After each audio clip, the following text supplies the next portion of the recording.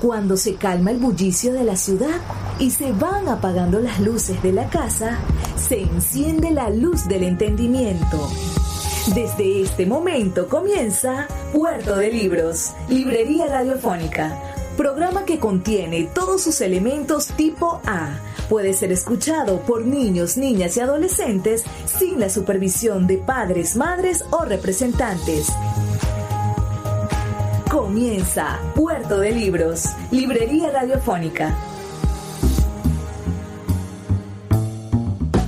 Bienvenidos a Puerto de Libros, Librería Radiofónica. Les habla Luis Peroso Cervantes, quien de lunes a viernes de 9 a 10 de la noche trae para ustedes este espacio a través de la Red Nacional de Emisoras Radio, Fe y Alegría. 21 emisoras conectadas para llevar a sus hogares literatura, buena música, temas importantes sobre el pensamiento. Hoy en nuestra emisión número 207 estaremos conversando, o más bien escuchando, una conversación del gran escritor español Enrique Vila Matas, nacido el 21 de marzo del año 1948. Es un escritor español, autor de más de una treintena de obras que incluyen novelas, ensayos y otros tipos de narrativa. Su obra ha sido reconocida por diversos premios, tales como el Rómulo Gallegos, el Medici y el Phil de Literatura en Lenguas Romances, entre otros. Vamos a estar explorando unos fragmentos de una conversación bastante extensa de casi 2 horas que tuvo en una universidad, y nosotros vamos a darnos la oportunidad de escuchar algunos fragmentos para conocerlo más como autor. Puedes reportar tu sintonía al 0424-672-3597, 0424-672-3597, o en nuestras redes sociales, @Librería Radio en Twitter y en Instagram. ¿Conocías alguna de las obras de Vila Matas? ¿Habías escuchado alguna vez de Bartleby el escritor o del Viaje Vertical?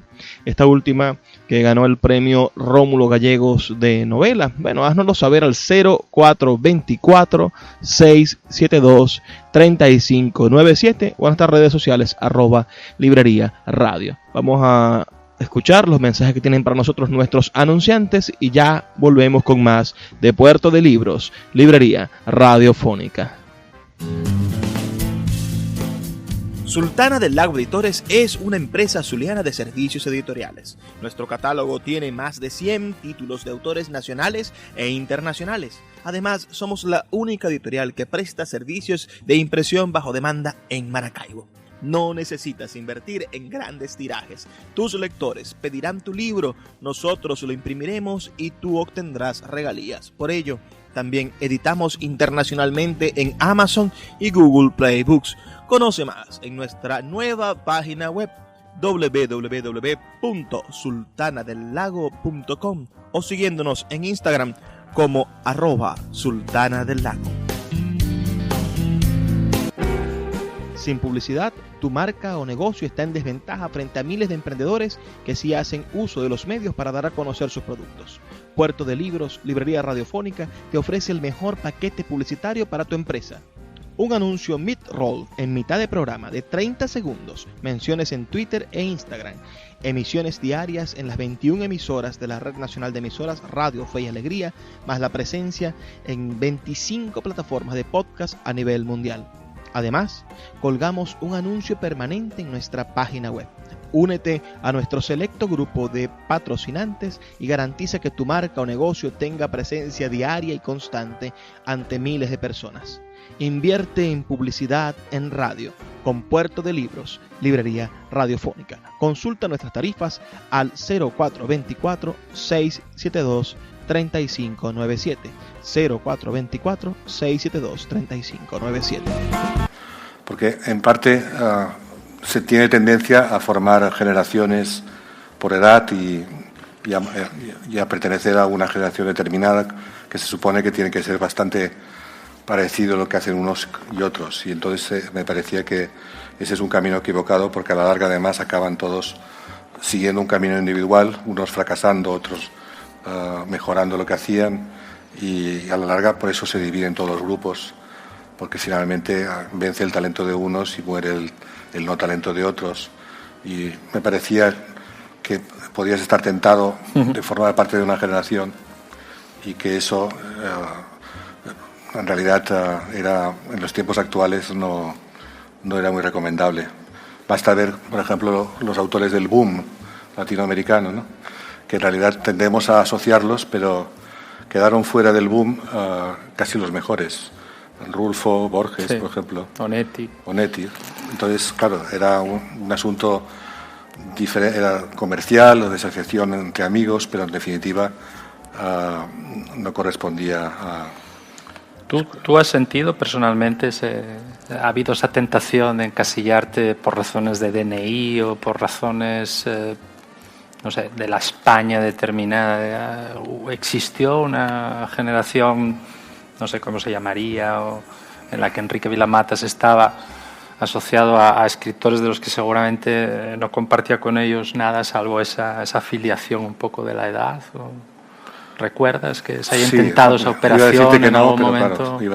Claro, iba a decirte que no, porque desde el primer momento se me trató de raro y de singular, pero además porque había quedado un poco descolgado por edad con respecto al grueso de lo que se llamó nueva narrativa española, que vendría representado en realidad por la edad de Muñoz Molina, y por lo tanto yo había publicado en el 73 y la nueva narrativa española pertenece al comienzo de los años 80, de modo que llegué a tiempo para la nueva narrativa, gracias además a que había escrito libros tan malos que no habían existido prácticamente. Sí.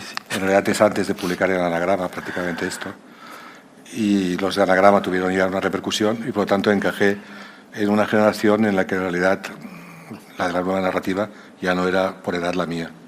Pero de todos modos se me llamó raro y singular. Yo creo que lo de raro fue un error, porque de raro no es una categoría literaria interesante para mí. Y en cambio, la singularidad sí. Yo creo que un escritor ha de ser singular.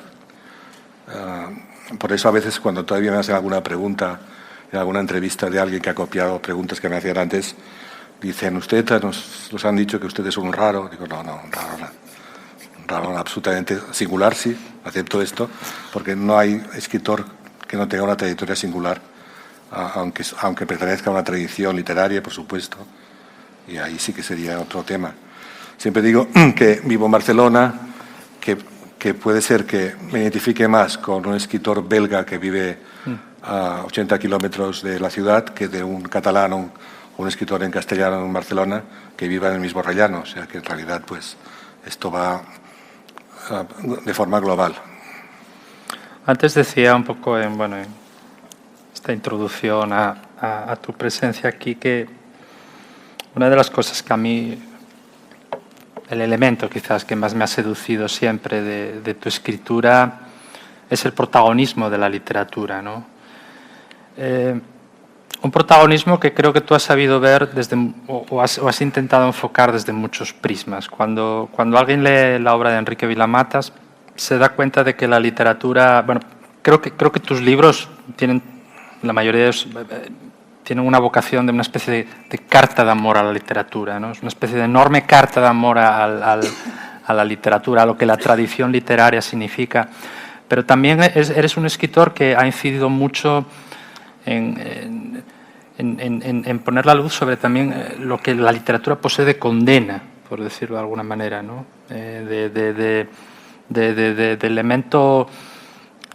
Dedicar una vida a la literatura, decías hace poco en tu discurso de aceptación del premio Formentor, decías que si la literatura no sería en realidad la historia de una larga venganza, ¿no? El dilatado relato de cómo completar por escrito lo que en su momento quizás habríamos tenido que poner en la vida. Esta tensión entre la literatura como don y la literatura como, vamos a usar la palabra condena, a lo mejor no es la adecuada, la literatura como lugar de asilo y la literatura como lugar de exilio, creo que es quizás el calambre que recorre y vertebra con enorme intensidad toda tu obra, ¿no? O uno de los más... Sí, porque es un camino que eliges porque es el camino de la libertad total. Cuando descubres que solo serás libre si te aíslas para escribir, es decir, que es una contradicción. Para hablar del mundo tienes que quedarte solo en una habitación para comentarlo, pero al mismo tiempo tiene esto de que quedas atrapado y siendo un lugar, el espacio más libre para hacer todo lo que quieras, porque ahí no hay ningún límite ni está prohibido nada. Es el único lugar que yo conozco donde no hay nada prohibido. Todo es posible. Todo es posible mientras tú dispongas de imaginación, memoria y talento. Y sin embargo también quedas atrapado. Es decir, te preguntas por qué tienes que dedicar toda tu vida a esta labor, a esta tarea. Y se produce esta tensión entre literatura y vida. El tema de la literatura como centro de lo que yo escribía, sobre todo en los libros Bartleby y compañía, El mal de Montano, Doctor Pasavento, que son los inaugurales de una manera de escribir mía, lo recuerdo como algo que yo pensaba que no podía interesar a nadie, porque lo veía, que es muy interesante esto, como muy personal, algo que además ni siquiera me explicaba yo a mí mismo. Lo veía como algo que era raro, en el sentido que no acababa de comprenderlo del todo, sobre todo porque no imitaba a nadie.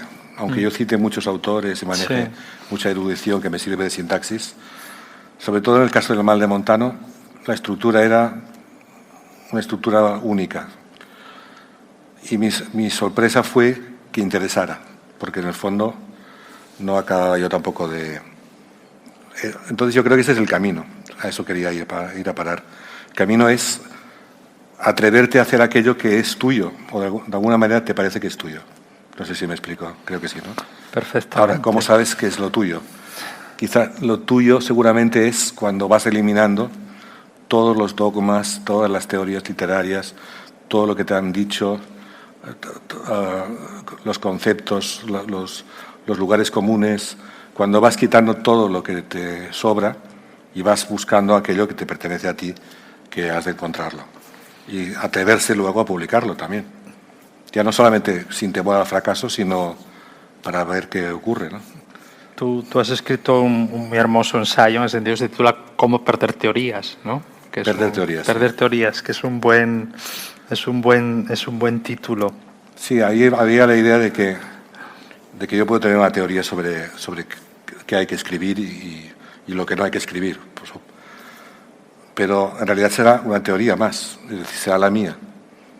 En realidad cada vez que escribes un libro, fundas una teoría nueva sobre lo que ha de ser un libro. Pero esa teoría y ese libro no necesariamente excluye las otras teorías de los otros. Por ejemplo, me molesta la clase de crítico literario que sabe muy bien lo que hay que hacer y que tiene toda una visión de lo que está bien y lo que está mal. Y yo estoy tentado de escribir alguna vez la historia de un crítico que duda siempre. O sea, a la hora de... Sería la biografía de una persona que desde que empieza como crítico hasta que muere tiene problemas con libros conocidos porque duda. Pero en lugar de tener una teoría dogmática que aplicar a cada... Porque me sorprende mucho, me gusta mucho la indecisión, que es algo que creo que se ha de incorporar a lo que escribimos. El camino de los indecisos, ¿no? Escuchas Puerto de Libros con el poeta Luis Peroso Cervantes. Síguenos en Twitter e Instagram como @Librería Radio.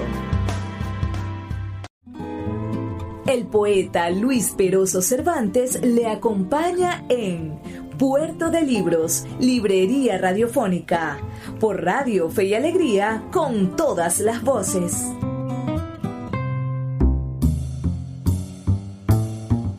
Estamos en Puerto de Libros escuchando una conversación, una entrevista que le hiciesen al gran escritor español Enrique Vila Matas, autor de obras maravillosas de la literatura contemporánea que yo quisiera que todos ustedes leyeran y disfrutaran.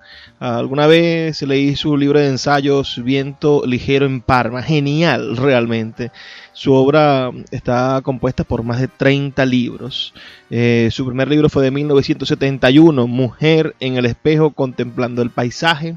En el 77, La asesina ilustrada. En el 80, al sur de los papiros, en el 84 La impostura, en el 85 Historia abreviada de la literatura portátil, que mezcla ficción, ensayo y fue publicada por Anagrama. Vamos a seguir narrando cuáles libros tiene, pero vamos a escuchar lo que nos tiene que decir el gran Enrique Vilas Matas. Recuerda reportar tu sintonía al 0424-672-3597. Lo que me ha molestado siempre ha sido, sin querer imponer mi dogma ni mi literatura, pero los escritores que de alguna forma hacen lo que ya se ha hecho. Y me encanta, me interesan aquellos escritores que irrumpen con algo que es personalísimo y que son a la larga los únicos que acaban quedando, porque son los únicos que crean un nuevo sistema de relaciones con la literatura.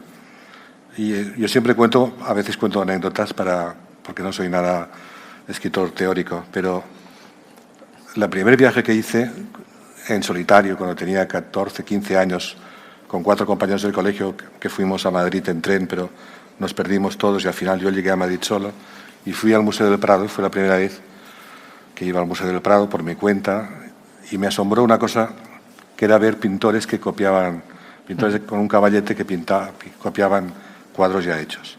Como jamás había oído hablar de esto, siempre identifico Madrid con un lugar en el que se copian los cuadros. Y esto lo podemos aplicar a las novelas. Porque es el lugar donde se copia, por ejemplo, a Onetti, que hemos nombrado ahora.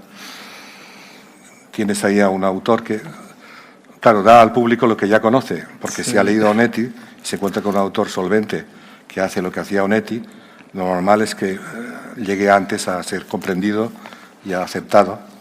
Pero eso es el tipo de escritor que no me atrae. Y en cambio, por ejemplo, un autor que parece copado por escritores jóvenes, Foster Wallace.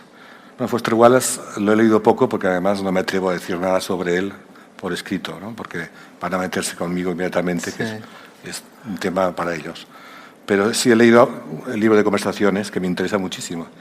¿Pero por qué? Porque en el libro de conversaciones hay una lucha constante de este hombre, que además tenía problemas físicos y mentales, pero hay una lucha constante, cotidiana, por escribir. Y entonces la reflejan las conversaciones, donde está continuamente el hombre apasionado y en lucha con la escritura, en constante tensión. En cierta ocasión tenía dudas sobre lo que hacía hace muchos años y hablé con Paula de Parma, mi mujer, que me dijo una frase que me quedó para siempre. Me dijo, si lo que hace es interesante, acabará siendo leído. Y si lo que haces no lo es, ya es igual lo que hagas por un lado o por el otro, porque no pasará de lo que es. Por lo tanto, yo siempre he pensado que podía hablar de los demás porque no eran rivales ni competidores. Así de sencillo. Porque todo dependía, mi suerte, de lo que yo escribiera, y no tenía nada que ver, no iba a perder fuerza si hablara de los otros, como estoy acostumbrado a hacer, ¿no? Me parece lógico, es decir, lo contrario es casi demuestras inseguridad, tienes temor a que el vecino sea mejor que tú. Yo creo que no hay mejores que tú, hay trayectorias que van por un lado, pero que no son para comparar. Se comparan a veces cuando hay premios o listas de fin de año, ¿no? Pero salvo estas listas absurdas,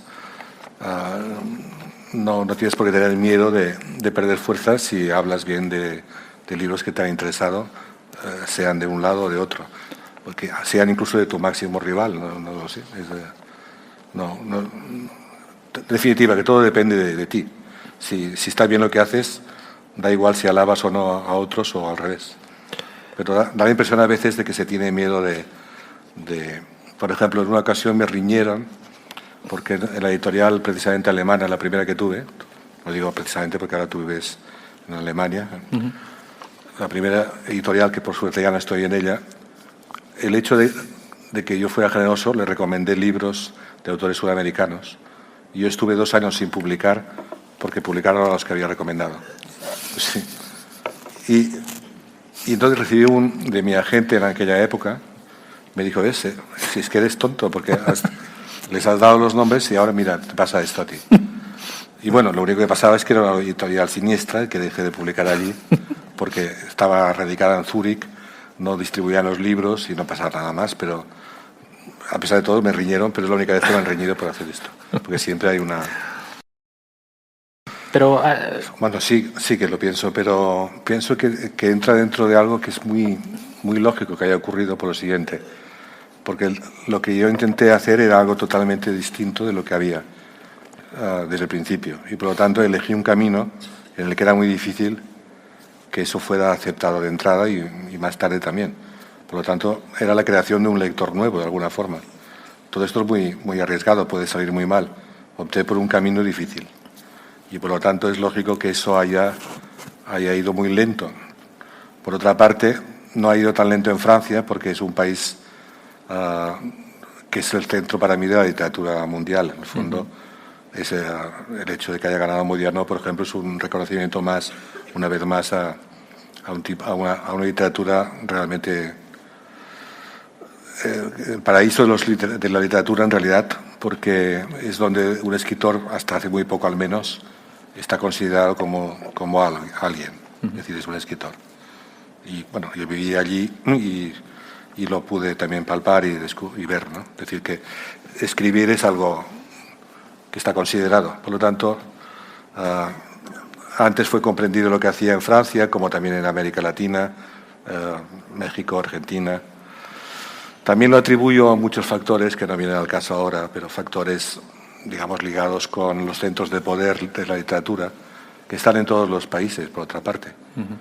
Porque la ventaja mía de Francia es que yo no soy francés y si fuera francés estaría metido también en el mismo embrollo, que significa la cantidad de putadas que se hacen unos a otros, de cómo hay unos centros de poder literario que reparten a fin de año los libros, una crítica cortita en general que no acaba de entender lo que está conectado con la literatura universal o con la literatura europea simplemente, y por lo tanto que van bastante mermados de fuerzas para opinar sobre cosas que no entienden. Y no sé, estoy diciendo demasiadas cosas sobre... No. Sí. Pero solo estamos siendo grabados. Hay una serie de factores, sí, que han influido, pero sobre todo los centros de poder, porque luego en todos los países ves que hay siempre un autor nacional, creo que fuera de aquel país no le conoce nadie, pero que allí es el rey del mambo. Y entonces, ¿cómo se consigue esto? Pues por las relaciones, por la manera de moverse, por mil cosas que están conectadas con los centros de poder, ¿no? Esta masa crítica que en España se generó, por un lado, como tú, respecto a tu obra, como tú insinúas, por una pura tenacidad casi, ¿no? Porque ha sido contumaz. Enrique Vilamata es un escritor contumaz, ha publicado mucho y nunca ha cedido a la tentación de otro tipo de literatura fácil, pero identificas un momento a lo mejor que puede ser la publicación de Bartleby y compañía como un primer libro que sucede algo con ese libro, claro, ¿no? Naturalmente tiene que haber siempre un detonador, ¿no? Y desde el punto de vista de ser leído coincide con la aparición de Bartleby, porque es la primera vez que hay reportajes periodísticos. Es como si el libro tuviera una sola idea, pero que los periodistas la hubieran captado, porque al cabo de una semana de sacar el libro ya los periodistas estaban haciendo encuestas sobre quién había dejado de escribir y quién no.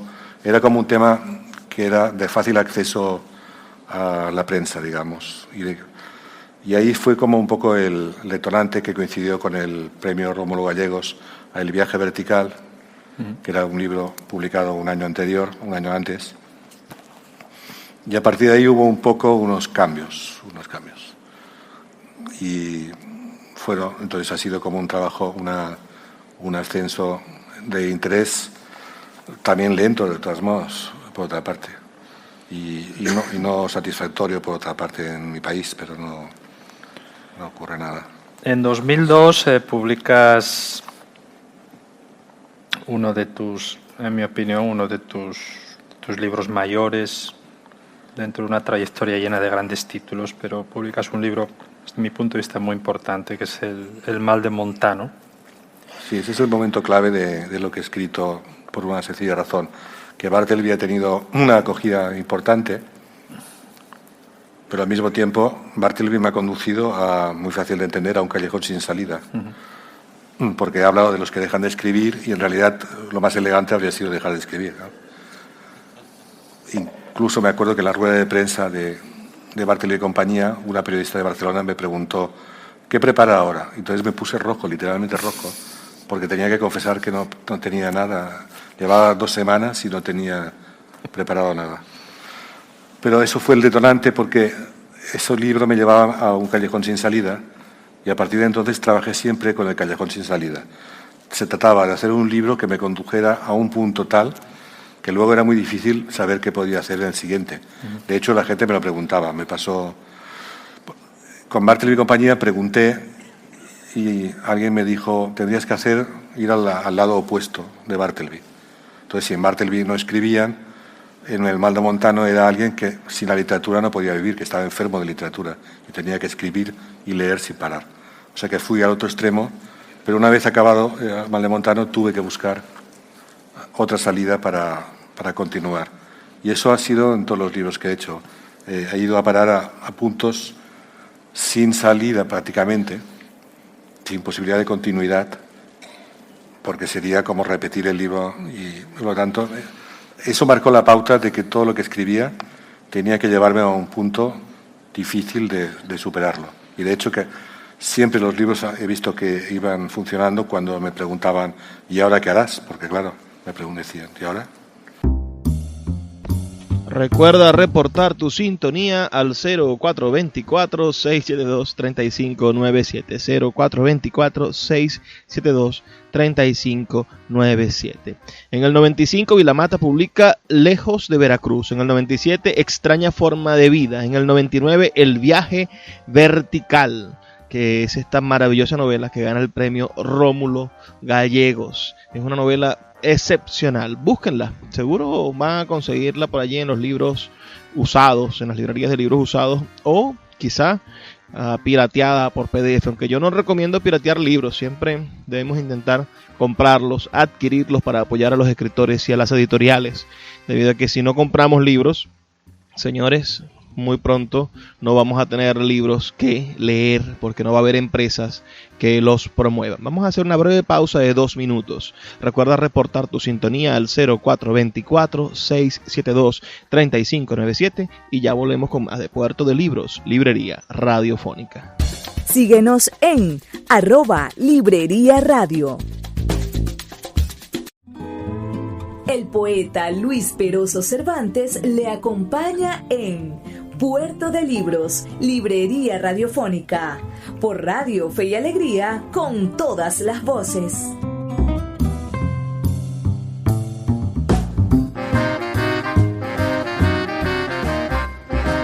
Seguimos en Puerto de Libros, Librería Radiofónica, a través de la Red Nacional de Emisoras Radio Fe y Alegría. 21 emisoras conectadas para llevar a sus hogares literatura, buena música y cultura, realmente cultura. Hoy estamos escuchando una conversación del gran escritor español Enrique Vilamata. Enrique Vilamata, ¿habían leído algo sobre él? Voy a seguir contándoles sobre sus libros, su extensa obra. Después de esta novela genial, El viaje vertical del año 1999, que gana el premio Rómulo Gallegos, él publica Bartleby y compañía, otra de sus novelas hito.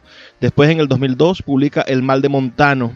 En el 2003, París no se acaba nunca, bellísima novela, también se la recomiendo muchísimo. En el 2005 publica Doctor Pasavento, en el 2008 Dietario Voluble, en el 2010 Dublinesca, en el 2010 también Perder Teorías, en el 2011 en Un lugar solitario, una recopilación de sus primeros 5 libros, en el 2012 Aire de Dylan, Memorias falsas del escritor Juan Lancastre, en el 2014 14 publica Castle no invita a la lógica. Este es el libro del cual él comenta en esta conversación que estamos escuchando, porque esta conversación es del año 2014.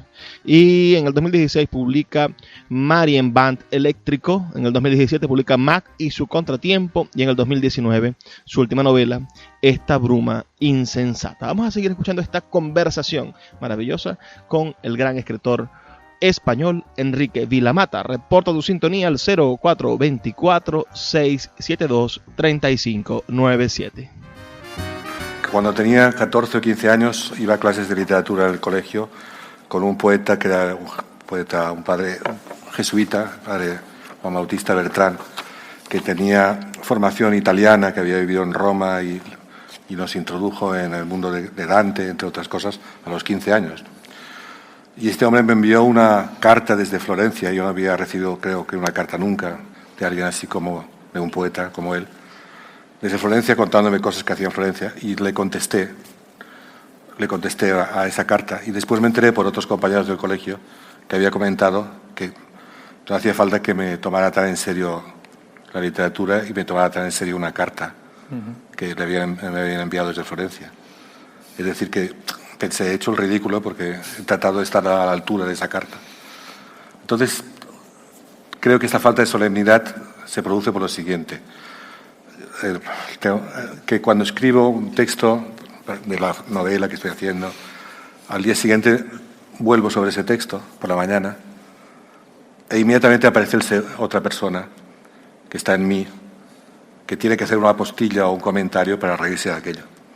Yo creo que trabajo mucho, hasta ahora no me había dado cuenta demasiado de esto que digo, pero al fondo aquello no me lo puedo creer del todo. Y es como si saliera otra persona que después de que alguien ha dicho, porque yo no sé qué te lo cuento, dijera, sí, pero tal. Y ese comentario final relativiza todo y me permite continuar escribiendo, ¿no? Porque no me puedo creer. Poner otro ejemplo, en la novela dublinesca, la idea inicial era que se celebraba un funeral por la etapa Gutenberg de la literatura, un funeral por Joyce y por todo lo que fue la alta literatura. Y entonces hubo un momento que me di cuenta de que en ningún momento podía yo creerme en serio que el editor retirado y sus amigos, o sea, personas adultas, iban a Dublín y iban a celebrar en serio un funeral por la literatura, ¿no? No me lo podía creer. Y es cuando decidí que estuvieran borrachos y lo celebraban igual, pero con una cantidad de bromas que distanciaban. De hecho, me lo dijo una vez un amigo, los griegos inventaron la tragedia y después inventaron la comedia. Es decir, primero la tragedia, pero después la comedia, porque si no sería insoportable. Yo creo que después de la tragedia viene el comediante que hace la apostilla y esa convierte los textos, de ahí, por ejemplo, mi fascinación por Balser, desde luego, convierte los textos en humildes. Es decir, y tú lo dices en tu libro, La luz es más antigua que el amor. Más antigua sí. que el amor. Sí. Tú hablas de que la sabiduría está en la humildad. Sí. Citas a Eliot. Porque la humildad es infinita. La humildad es infinita. Sí, sí. Y Roberto Bolaño, me acuerdo que he comentado que Kafka era un escritor espléndido porque era humilde. Es decir, y mucha gente le preguntaba por qué has dicho que es humilde Kafka. Es buenísimo por esto, por la humildad. ¿No? Sí, y especialmente en este país, lo lamento volver al país, pero y lo dijo David Trueba, sin haber leído este libro, hace poco en la televisión, justo cuando apareció mi libro. David Trueba hablaba de las risitas españolas y los prejuicios ante todo el arte contemporáneo, cuando hay cosas horrorosas, en un gran porcentaje, pero hay cosas que son interesantes. Y el problema que tenemos nosotros son los prejuicios. Por lo tanto, esos prejuicios nos impiden ver nada. Ya decimos, me acuerdo de la época que decía cine español malísimo. Hombre, cine español malísimo si tú quieres como el cine mundial, ¿no? O el cine americano. Pero igual hay cosas que valen la pena. Hay que esperar y tener curiosidad por verlo. Y las encontrarás. Por lo tanto, ese prejuicio de aquello no me interesa, pues es lo que trata también de enfrentarse el libro con este prejuicio general, ¿no? De hecho, me han parado por la calle para preguntarme, ¿pero de verdad que le gusta el arte contemporáneo? Pero por Dios, o sea, claro, no todo. Me gusta lo que vi en Kassel y que he descrito en el libro, porque me permitió imaginar muchas cosas. En realidad, pues el prejuicio es lo que me molesta, ¿no? El que antes ya hayas decidido que aquello no interesa y que solamente conduce a reír, pero entonces no te enteras de nada. Yo creo que si concentras la atención, decía Nabokov, en un objeto, verás que ese objeto tiene un interés bárbaro, porque tiene una historia, todo el objeto. Concéntrala, dice, en este lápiz que encuentras en tu hotel, en un cajón. Verás que hay una historia larguísima detrás del lápiz. Un lápiz puede ser insignificante, puede ser que haya quien se ría porque has concentrado la atención en un lápiz, pero yo creo que si la concentras, si tienes curiosidad por lo que puede haber allí, puedes encontrar más cosas de las que hay. Esa es la clave un poco de lo que intento explicar en Kassel, que por otra parte es un libro que se levanta contra aquella moda que hubo durante una temporada de la prensa española de decir que la novela había muerto, de que el arte estaba acabado. Entonces dije, bueno, pero en principio no todo, o sea, no se ha de ver con una mirada contemporánea lo que estamos haciendo. Por ejemplo, se decía el 19 de la novela Tolstoy, Dostoyevsky, tal y cual, Flaubert. Ahora tenemos, decían, Coetzee, tenemos, por nada que quieras, ¿no? Que no es lo mismo, que está bien, pero no es lo mismo. Y esto que ponía alto el... Hombre, no es lo mismo, y afortunadamente, porque, digamos, ya, si piensas en lo que hizo Borges, que vio que jamás se podría comparar con Tolstoy, entró en un camino diferente, que no es ni mejor ni peor, pero que rehuyó la novela para no tener que luchar con la grandeza de Tolstoy. Y hizo una cosa genial, que fueron sus cuentos metafísicos, que no los había hecho nunca nadie, y por lo tanto ese camino era interesante, y si hubiera intentado imitar aquello, pues se habría... Por lo tanto, efectivamente, Coetzee, que sale de Beckett tampoco se comparó nunca ni con Joyce. Precisamente la clave de Beckett es que no se compara con su maestro, sino que busca y encuentra una noche temporal su camino propio. Sí, y lo que plantea Beckett es otro camino y otra historia. Hay este escritor argentino, César Aira, que dice, a mí no me pasa nunca nada, no sé de qué escribir porque no me pasa nunca nada. Y a mí me pasa también lo mismo, que en realidad he tenido siempre una vida por suerte, sin grandes sobresaltos, en los que haya cosas que tenga que contar. Pero con Sofical me ocurrió que me pasó algo de repente, porque era un artista que yo conocía solo de nombre y la admiraba porque me interesaba mucho lo que hacía, pero me llamó a mi casa una tarde, me dijo, soy Sofical, y me dijo, que tengo que decirte algo que no te puedo decir por teléfono, tenemos que ver y te hablaré de esto. Quedé impactado y dije, bueno, me voy a París para verla enseguida, quiero saber qué me tiene que decir. Entonces ella me propuso que le escribiera, me dijo, no tengo nada que hacer en el próximo año, quisiera que me escribieras mi vida. Tú escribes mi vida y yo lo haré. Esta es la propuesta que me hace, porque había leído Barthelemy y compañía un fragmento en el que un poeta romano escribe unos cuentos y luego sale a Roma a vivirlos. Era el Café de Flor de París y ella de repente me estaba diciendo esto y yo pensaba que me estaban filmando con una cámara de estas para un programa de la televisión. Se levantaba me dijo, tú escribes mi vida y yo lo haré todo menos matar. Se ponía de pie y volvía a sentarse.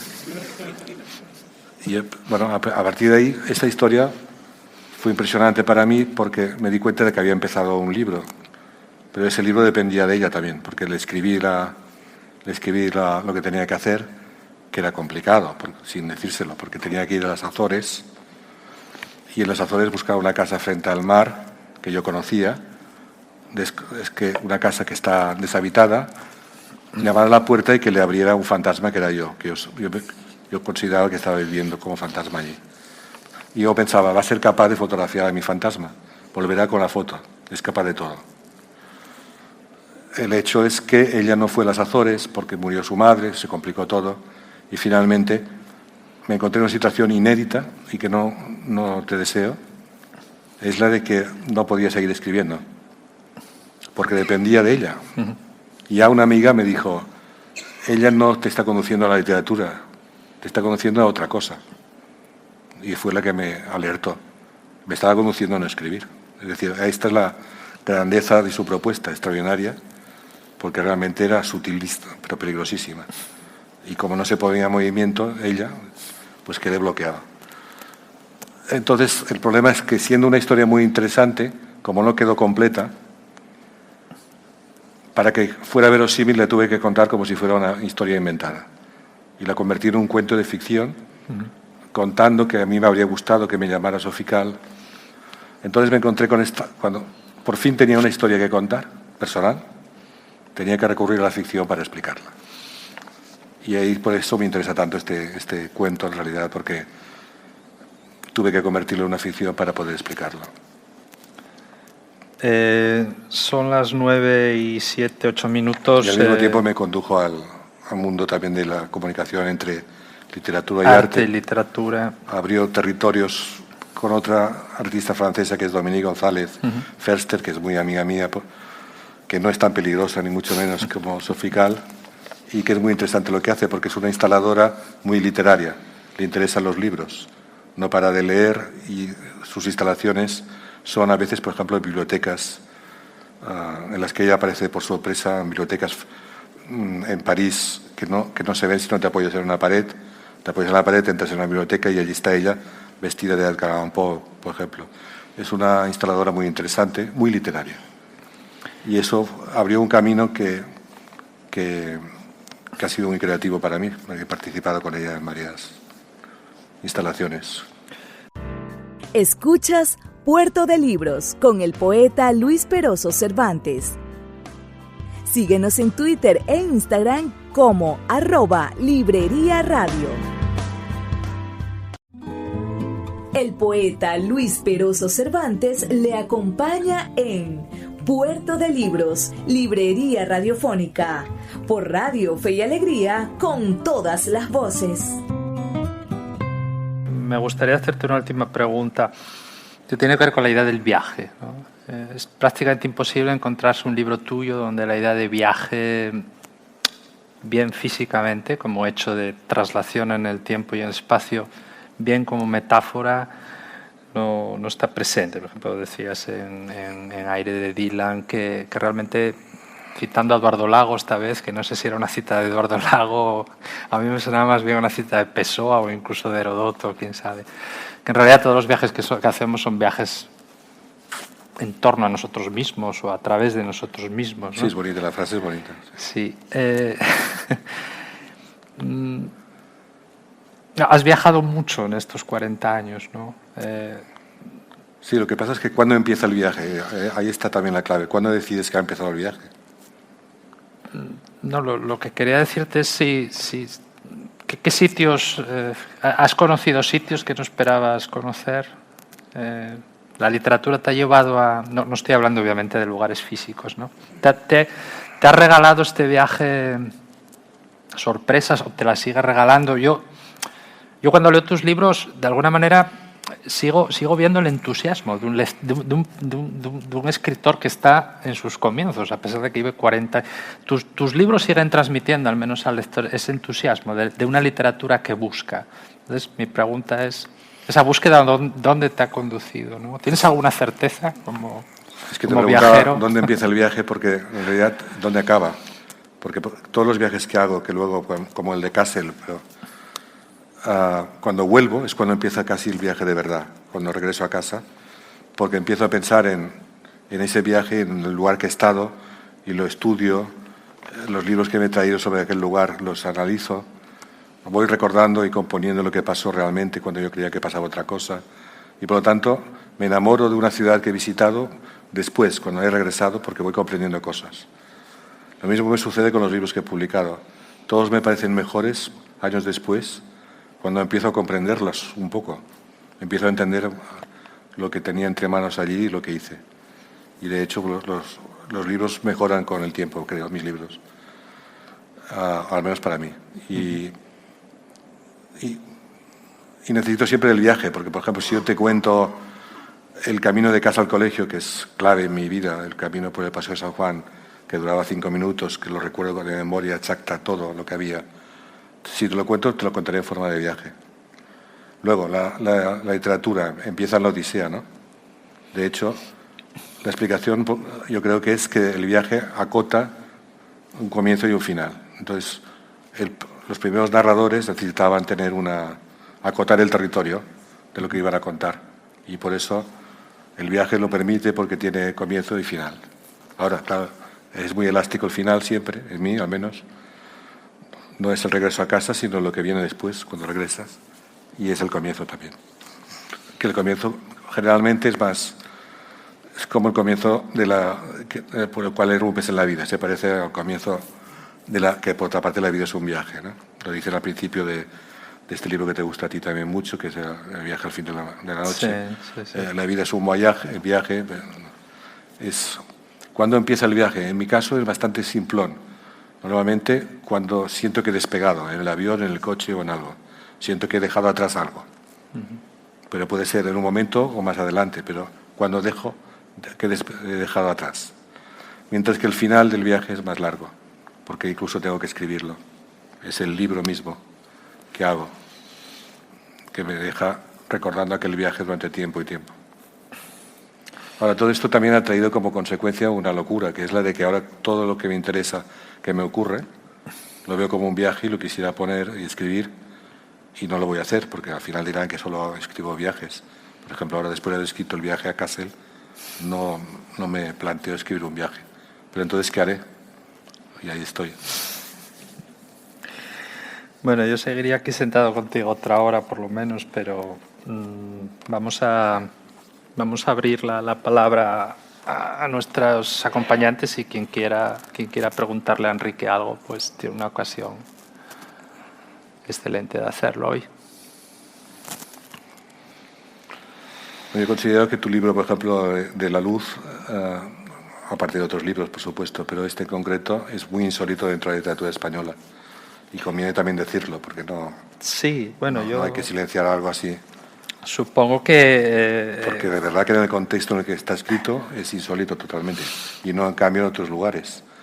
Pero es que incorporas además el pensamiento dentro de la narración, que no es algo frecuente lo que vamos viendo en nuestro país, ¿no? Yo por eso te hacía ciertas preguntas sobre las afinidades selectivas y sobre la genealogía, ¿no? Que a mí es una idea que me obsesiona mucho. Los lugares de los que uno procede y los lugares a los que camina. Pueden ser lugares muy remotos en el tiempo y en el espacio, ¿no? Yo, sinceramente, en mi escritura siento que tengo muy pocos hermanos de leche en la literatura contemporánea español, y no me importa decirlo. Me interesa muy poco la literatura contemporánea española. Tú, para mí, eres...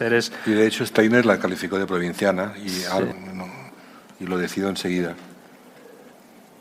Y el camino de vuelta, es decir, desde su literatura hacia la imagen y hacia el cine, ¿es algo que le gustaría que tuviera mayor repercusión, que tuviera ese camino que se transitara y que hasta el momento al menos no se ha hecho en cine porque es muy literario lo que escribo? Entonces eso en realidad no debería ser un problema, porque hay directores de cine que son capaces de convertir una obra muy literaria en otra cosa, ¿no?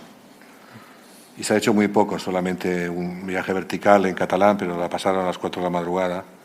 Lo pagó Televisión Catalana, pero la pasaron a las 4 de la madrugada. De modo que mi experiencia en esto...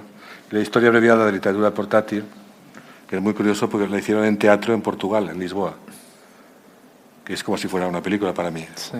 3 personajes y una maleta. De la maleta salían convertidos en una cosa o en otra. Y era un ensayo en realidad. Y nada más, con la experiencia en cine no ha habido más. Y en el fondo es lo que me he buscado también. Cuando hablaba de comprensión española, me lo había buscado, y esto también me lo he buscado por ser tan literario. De alguna forma no ha pasado esto. Es lo que me merezco, ¿no? Por fortuna, para nosotros es lo que te mereces. Claro. Porque el otro día me contaba, en Chile me encontré con un escritor que me dijo, yo hablaba antes con, un escritor del boom precisamente, Jorge Edwards, que me contó que había un poeta muy famoso, Enrique Lin, un poeta chileno, Le decía, no me gustan las novelas del boom. ¿Por qué? Decía, porque se pueden contar por teléfono en 1 minuto el argumento. Entonces esto es lo que me pasa a mí con las novelas que no me gustan, son aquellas que veo que se pueden trasladar al cine, porque te cuentan la historia y ya sabes un poco lo que es. Y me gustan las novelas que no se pueden resumir, que no se pueden contar. Lo que dice Lobo Antunes cuando le preguntaron de qué trata su novela, esta pregunta que a veces hacen periodistas, ¿me podría contar de qué trata su novela? Y él les dijo, trata exactamente de lo que digo en la novela. Es decir, que había que leerla entera, si no, no era resumible por teléfono. Y siempre tenía manías, sobre todo cuando empecé a escribir, porque ahora he perdido muchas manías de estas, porque en el fondo son manías que se pueden superar, ¿no? Pero tenía mucha manía a los que escriben para el cine, escriben novelas para que las adapten en el cine. Había uno que se llevó la palma, que era Graham Greene, ¿no? Graham Greene, todas sus novelas se pasaban al cine, pero todas transformadas y cambiadas, y le cambiaban todo el argumento, la moral, como castigo.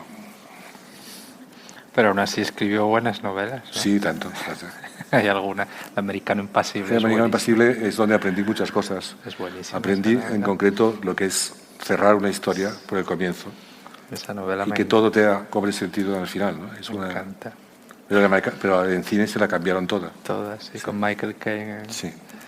No, seguramente, bueno, una novela tuya necesitaría de un cineasta también de tu palo, ¿no? Que efectivamente estuviera interesado por un cine, obviamente tuviera poco que ver a las concesiones. Sí, claro, sería francés seguramente. Bueno, no lo sé. Yo acabo de descubrir ahora a un mexicano impresionante. Quizás tú, no sé si has visto el cine de Carlos Reigadas. No. ¿Has visto alguna película de él? Es un hombre de mi edad, del año 71, solo ha hecho 4 películas. Y no se parece a nada, es un salvaje, ¿no? Yo te recomiendo que veas... ¿Cómo se llama el apellido? Carlos Reigadas, con Y. Sí. Realmente es un cineasta que atenta contra todo, ¿no? Contra cualquier idea de narratividad.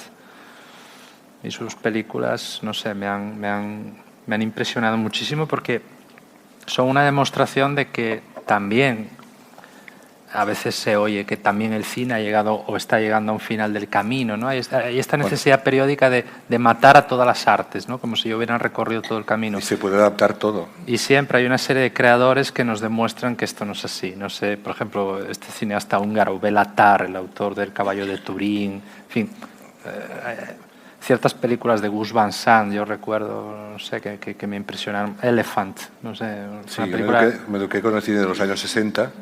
Tú, por ejemplo, sé que te gusta mucho Antonioni, sí. Que continuamente encuentro gente que me habla fatal de Antonioni, que siempre a mí me ha entusiasmado.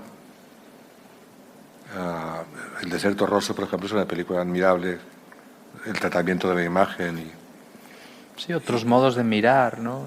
Un cine que no se parece a la vida, en la que las películas no suceden, no acaban como acaba, porque en la vida tampoco acaban las cosas, ¿no? Muchas veces. No tienen final, claro. Como en las películas, desde luego. Y luego también que la novela contemporánea trata de... A veces, yo creo que lo fundó Conrad con El viaje de Marlowe en El corazón de las tinieblas. Casi no pasa nada, como en la vida, pasan pocas cosas, pero se piensa mucho y tiene mucha trascendencia escenas aparentemente sin acción, pero que son lo que nos ocurre normalmente, que es que pensamos, que vivimos, y eso es lo que ha incorporado la novela en el siglo XX. Y el caso de Antonioni a mí siempre, porque siempre me hablan fatal de Antonioni, se ha puesto de moda y a mí me parece que hablar mal y creo que es muy interesante lo que hacía. Sí, yo creo que es un autor irrenunciable, ¿no? Para entender efectivamente eso, que hay otros modos de mirar, como lo pudo ser en su momento Alain Resnais también, con ciertas películas que... Y Salvador Dalí, me acuerdo que la única entrevista que le he hecho, porque le hice una entrevista en los años 70, me dijo, estábamos hablando precisamente de Piero della Francesca, y él me pasó a hablarme de Fellini y de Antonioni. Me dijo, Piero della Francesca es de estos pintores que lo ves y luego te acuerdas muy bien, porque no has entendido muchas cosas, de lo que has visto. Dice, es como Fellini y Antonioni. Tú vas a ver el cine de Fellini, sales y después no te acuerdas de nada. Y en cambio el de Antonioni te vuelve otra vez, porque te ha hecho pensar y no estaba acabada la película de alguna manera. Así llegamos al final de nuestro programa. Por favor, escríbenos tus comentarios al 0424-672-3597. 0424-672-3597. Ha sido de verdad un placer trabajar para todos ustedes. Nos escuchamos el día de mañana a través de la Red Nacional de Emisoras Radio Fe y Alegría. Y, por favor, sean felices, lean poesía.